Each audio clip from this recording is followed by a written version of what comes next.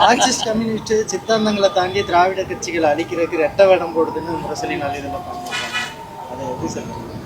இல்லை, முரசொலி நாளிதழில் கடந்த 3 நாட்கள் மார்க்சிஸ்ட் கட்சியினுடைய செயலாளரை பற்றியும் மார்க்சிஸ்ட் கட்சியின் நிலைப்பாடு பற்றியும் வந்திருக்கிற கட்டுரை என்பது மிக வருத்தம் அளிக்கிற, கண்டிக்கப்பட வேண்டிய ஒரு கட்டுரை.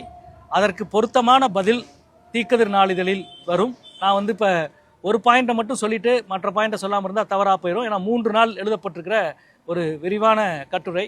இந்த இடத்திற்கு, அதாவது மார்க்சிஸ்ட் கட்சி திமுகவை எதிர்நிலையில் நிறுத்தி பார்க்கல. தேர்தலில் ஏற்பட்ட புற சூழல் காரணமாக ஒரு கவர்னர் ஆட்சி, பாஜகவின் மறைமுக ஆட்சி வந்துவிடக்கூடாது என்பதற்காக ஒரு நிலைப்பாட்டை மார்க்சிஸ்ட் கட்சி எடுத்தது.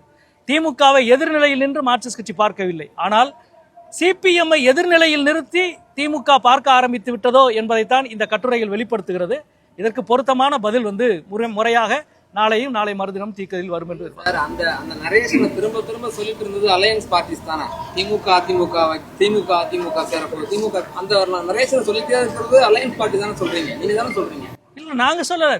ஏற்கனவே அந்த பேச்சுவார்த்தையின் பொழுது அவர்கள் சொன்னதைத்தான் நாம சொன்னோம்.